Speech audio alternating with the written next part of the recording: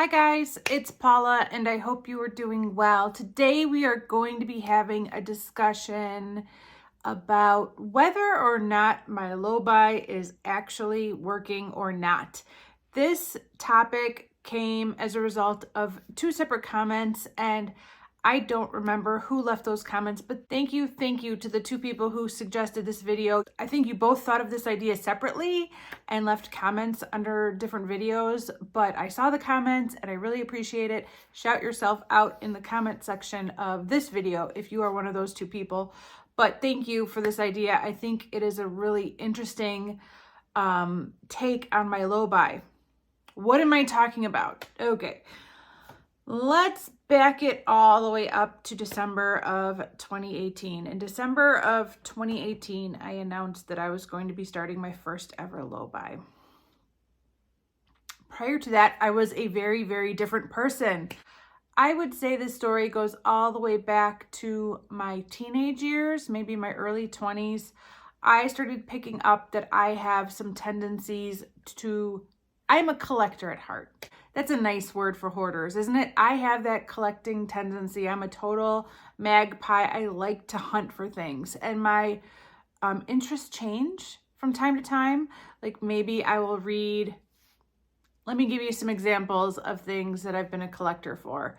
I used to have a subscription to Martha Stewart magazine, and Martha Stewart would do like a 2-page spread on milk glass and how milk glass could be such a pretty decorative item for, you know, your home decor.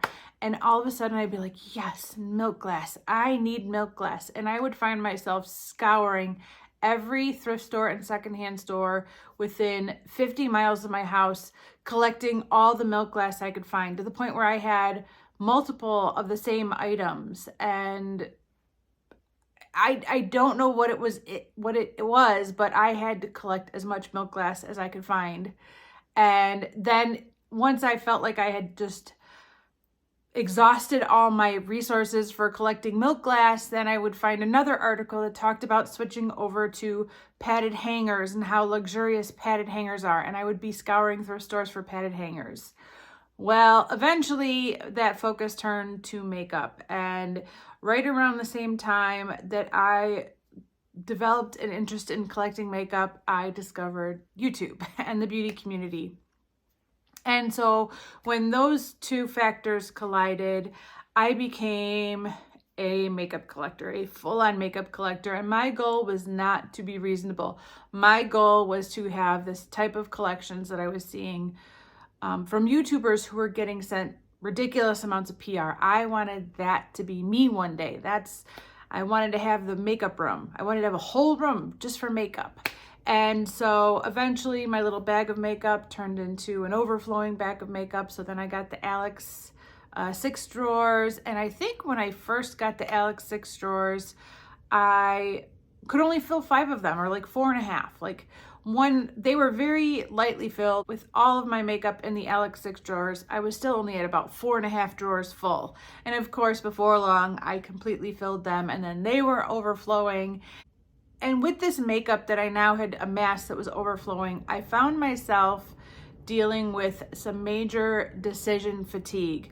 In the mornings especially, I was taking longer and longer and longer just to figure out what makeup I was going to put on every morning. It was exhausting and it was very time consuming. It was fun, but I didn't have time. I have a job that I had to get to, and I had a time clock that I had to swipe in on, and I couldn't spend endless amounts of time deciding which blush was a perfect blush to go with my eye look, and which highlighter would complement the blush, and which bronzer would go well with it was just too much. And thank goodness, right around that time, I stumbled upon the project panning community on Instagram.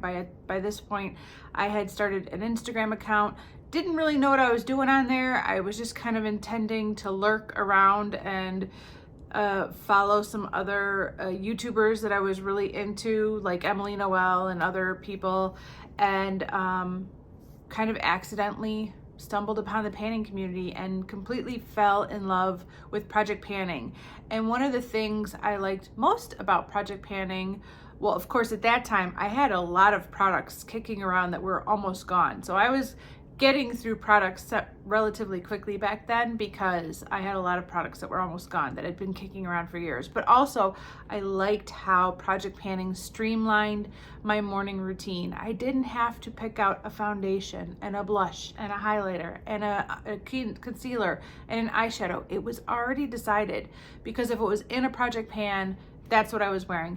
Now, of course, I usually have at least 4 or 5 different looks I could wear from day to day between all the items I'm project panning. So I still have some flexibility and I still have some options, but having to choose which eye look I want to do from 5 is way better than having to choose which eye look I want to do from 5,000, which is basically how many options I had prior to starting project panning. So I loved how streamlined my routine had become and how that decision fatigue was eliminated and I could just get ready in an efficient manner. And it made so much sense to me. Of course, at that time, I really hadn't stopped my shopping at all. In fact, my shopping was still increasing. I was buying more and more and more. And I mean, it was pretty bad. I mean, luckily, finances have never been a motivator one way or the other. For better or for worse, my finances are not necessarily a factor at this point and have not been for several years for me to shop or not shop. I could afford to buy makeup, and at the height of my makeup buying, I was probably spending between $200 and $400 a month on makeup. And I kind of would tell myself, like, you'll get to it. Like, you don't need it now, but you'll pan it. You will get to it. And then I started realizing I was taking an interest in higher end makeup. I was really into like Chanel and Natasha Denona. And that's kind of when I finally had the wake up call, like, are you gonna get to it? And I mean, like, we're talking a big chunk of change. We're not talking about spending some Ulta points to get a Too Faced palette, you know. We're talking about a products that are over between like $50 and $100 or $200. Are we really going to get to it? And that was finally kind of when I had the wake up call. Like, you know, it would really be better to be able to enjoy it without that guilt. I was starting to feel a lot of guilt too. Like every time I would post, at this point, I had a YouTube channel. And when I would post my hauls, I would kind of get like a sick feeling in my stomach. Like I knew what I was doing was wrong.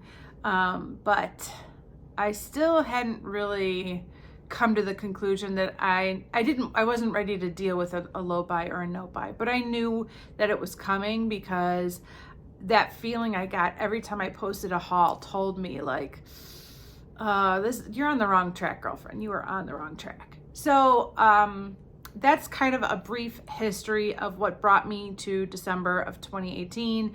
And in December of 2018, I posted my first ever low buy plan, and that's basically the plan I've been following for the past 4 years. Now, I post that intro video in every one of my monthly empties and low buy update videos, but I still get a lot of questions about my plan. So I figured I would just take a minute to kind of discuss what my plan was and how it's been going over the last 4 years. So, the general idea of the plan was not based on finances. I know a lot of people do a financial budget from month to month, but for me, the overall goal of the low buy was to eventually have less stuff. So the analogy that I gave at that point, and I still use this analogy even today, is that if I took every beauty product I own and put it in a big pile right here on the floor, the goal would be for that pile to be smaller from one inventory to the next, and eventually get it down to whatever I consider to be a manageable number. And I don't know what that is, but I'll know it when I get there. And over the years, I have gotten there with some categories. Like my eye creams have gotten down to a manageable number. My serums have gotten down to a manageable number. And of course, then they went back up to an unmanageable number. But there are some particularly skincare categories that have gotten down to manageable amounts, or what I would consider manageable through project panning. But the goal is to have everything be manageable and to have my overall pile of stuff to be much smaller than it is or was in December of 2018. A simple 2 out, 1 in system seemed to make a lot of sense to me, but I would always hit a roadblock when it came to like eyeshadows, because like so many other people, like so many other makeup lovers out there, eyeshadow palettes are my favorite thing to buy and enjoy, but they're also the hardest to pan as a collective. Like I'm pretty good at panning individual eyeshadows, not really good or bad, but I can pan an individual eyeshadow. But the idea of having to pan 2 actual eyeshadow palettes in order to buy 1 eyeshadow palette seemed like a daunting thought. Like it just seemed so overwhelming. And for that matter, if I wanted to buy a 16 pan eyeshadow palette, would I have to pan 2 16 pan eyeshadow palettes specifically to get 1 16 eyeshadow palette in? And with makeup coming and going so quickly in the market, would that palette even still be around if I committed to panning 2 16 pan eyeshadow palettes? It just seemed very complicated. And every time I would start to like try to wrap my head around how I was going to make that low buy work, I would give up and, you know, postpone it. Like I'll deal with that later. I'll think about that later. And, you know, in the meantime, I was still shopping. And finally, in December of 2018, I came up with the plan for me, and it's been working really well. But basically with this plan, it doesn't have to be 2 lipsticks out to earn 1 lipstick in. It's a point system across the board. So every item I have is worth 1 point. I have to earn 2 points to bring in 1 item. So for example, if I wanted to buy a new lipstick, I could use up a body lotion and an eyeshadow, or a blush and a highlighter, or 2 lipsticks. But I have to use up 2 things to earn that 1 lipstick. And we're not going by palettes, we're going by pans. So for anything that has more than 1 pan of product in it, each item within that palette or product counts as 1 point. So if there's a palette with 10 eyeshadows, 3 blushes, and a highlight, each one of those counts as 1 item. So I could use up 1 eyeshadow within that palette and it would count towards a point towards my low buy bank.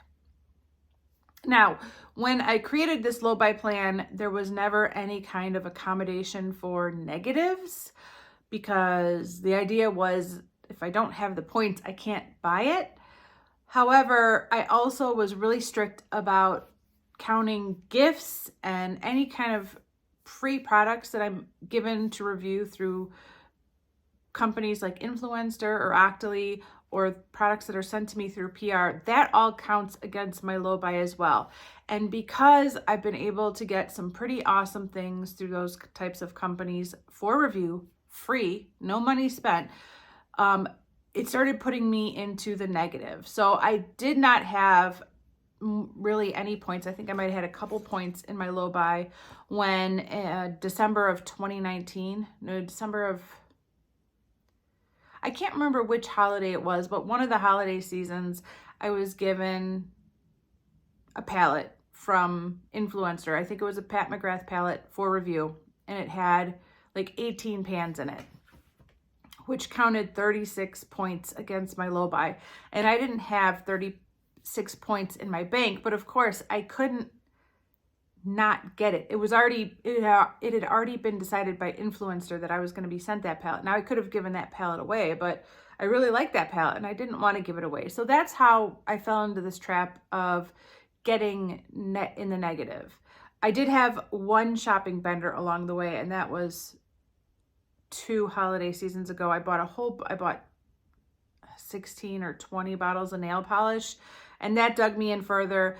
But basically, the majority of what has caused me to have a negative balance on my low buy has been PR, products that were sent to me for review, which I love. I mean, that's still a big part of why I love doing this, the idea of getting sent free products, the idea of being able to test out products, to share my review with people. I love that part of this job. Not that it's a job, I have a real job, but I love that part of this, hobby, because it is so fun. I still get a rush every time I am sent a product for review. So I don't want that aspect of, this to go away completely. But because of that, my low buy has gotten way out of control, and I've been hovering around the triple digits for my low buy balance in the negative. So like around negative 100 points for months now. And I'm just having the hardest time, getting out of this hole that I've dug myself into. And so basically what the two commenters said in various videos was, I wonder if you actually have less stuff. And I thought it was such a brilliant idea because I've been so focused on this point system that I'm using. And I do think the point system is helpful. I mean, I certainly have bought way less product than I would have if I wasn't on a low buy, regardless of what the points say. But has my low buy worked as far as me owning less stuff? So over the last couple weeks, off and on, here and there, I have been cataloging the amount of stuff that I have today and also the amount of stuff I had in 2019 when I started my low buy. And I also looked at last year too for a quick comparison in 2022. So that's what I'm here to talk about today. And we will see if, regardless of where the points are at for my low buy bank, what are the actual numbers saying as far as my stuff? So that imaginary pile of stuff, has it gone down since I started my low buy in January of 2019? Let's see. I don't know. Let's see. I mean, I do know. I know. But let's see what the results are.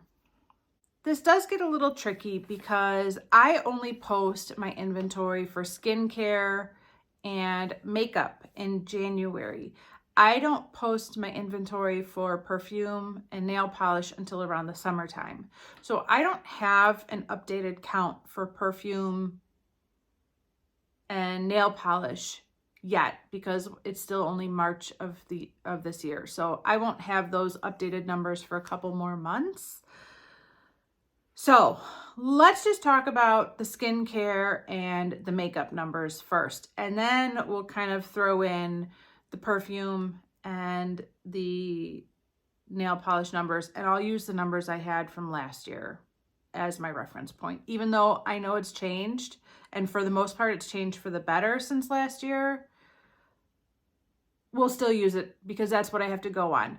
Now, even my inventory numbers have changed quite a bit since January, but I'm going with my numbers for January for consistency's sake.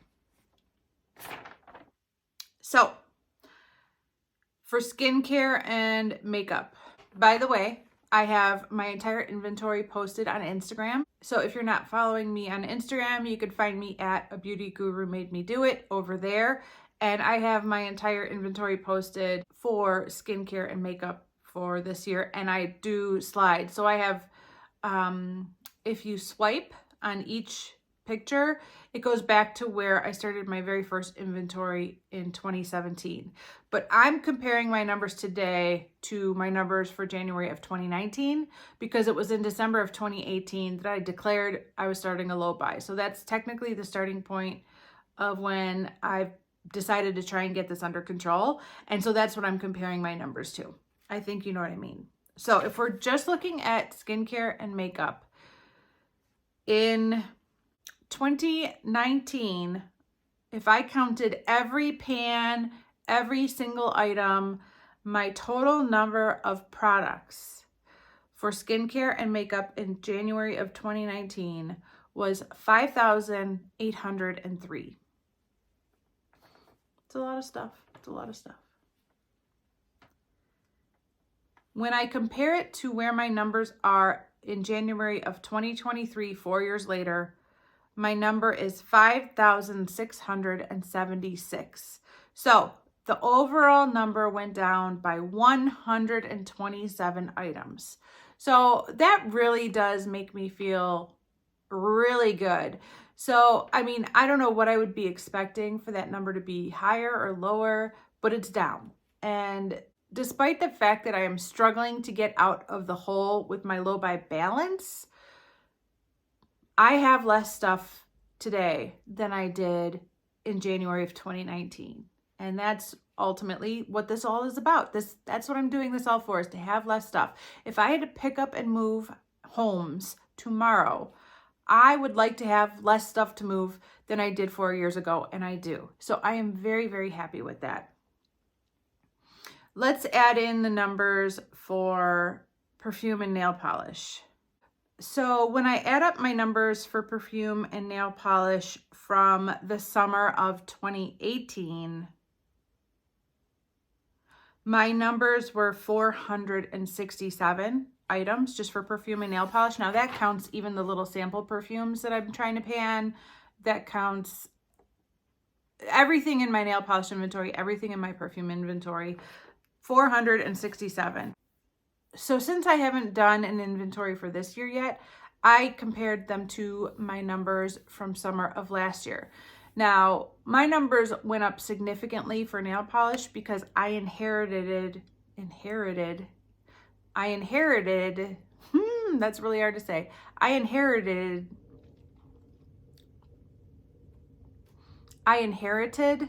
my mother-in-law's nail polishes. She had been living with us for a couple of years and then she passed away.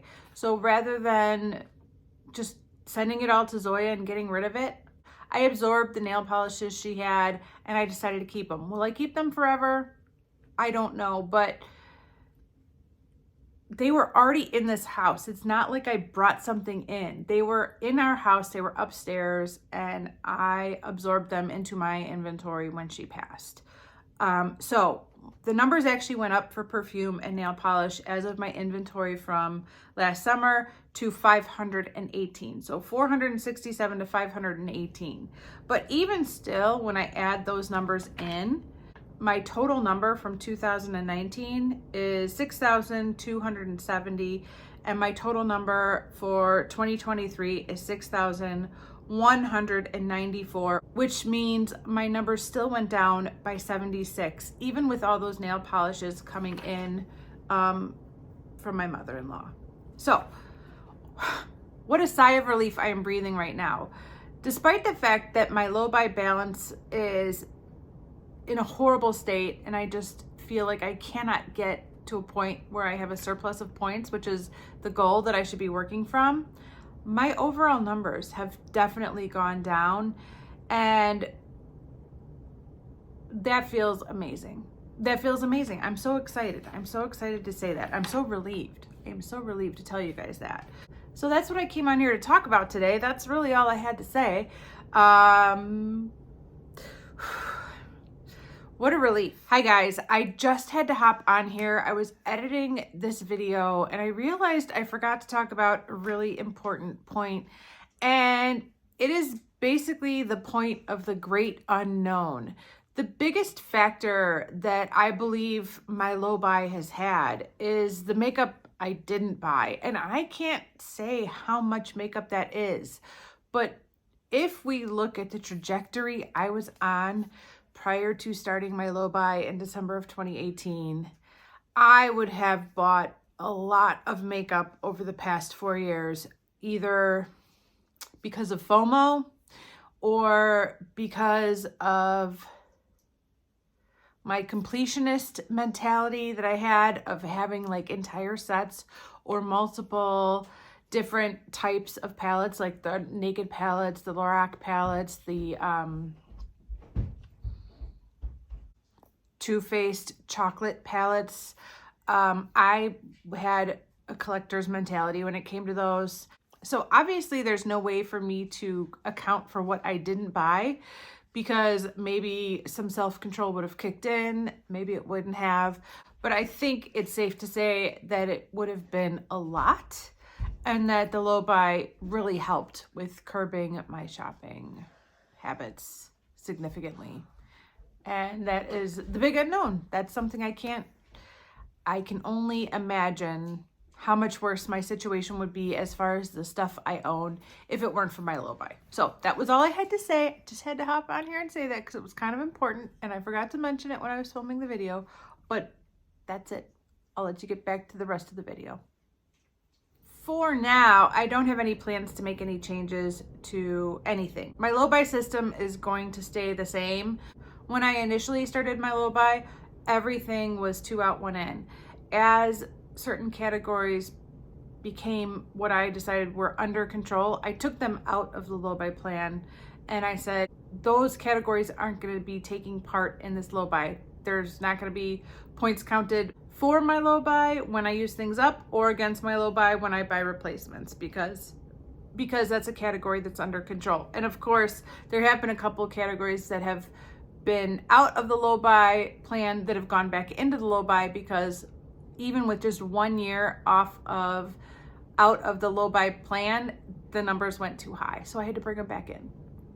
Serums, face serums had to come back in because I had them under control, and then I took them out of the low buy and they got out of control. I like reviewing serums apparently, and there's a lot of serums for review on the Octoly app or the Skeepers app. So I had to put serums back in to the low buy rules. But for now, this really does tell me that I am still on the right track, even though my low buy bank has been just a train wreck for months and months and months. I know I'm on the right track. My overall numbers are going down. I'm really not shopping nearly as much as I used to. I do usually still earn about $100 worth of free product from Ulta using Ulta points in a given year, and I usually end up spending that. But mostly what's coming in is products that are sent to me for review from these different companies or from the brand SPR. So there's not a whole lot coming in as far as me just shopping and impulse buying anymore. So I do know my low buy is working, and I have the proof now, because the overall number of stuff that I own has undoubtedly gone down. Even with me inheriting a whole bunch of nail polish from my mother-in-law, even with a bunch of products coming in through PR, my numbers are still going down. So I am very, very, very happy and relieved to be able to tell you guys that. So that's going to be it for this video. I hope you guys enjoyed watching. Thank you once again to the people who suggested this video idea. I think it was brilliant, and I'm so glad you suggested it, because I am so happy to be able to say that my low buy is working. I mean, I kind of felt like it was, but now I have the proof. So it's all good. It's all good. But anyways, that's going to be it for this video. Thanks again, and I will see you in the next one. Bye. So when I add up my inventory for perfume and nail polish in the summer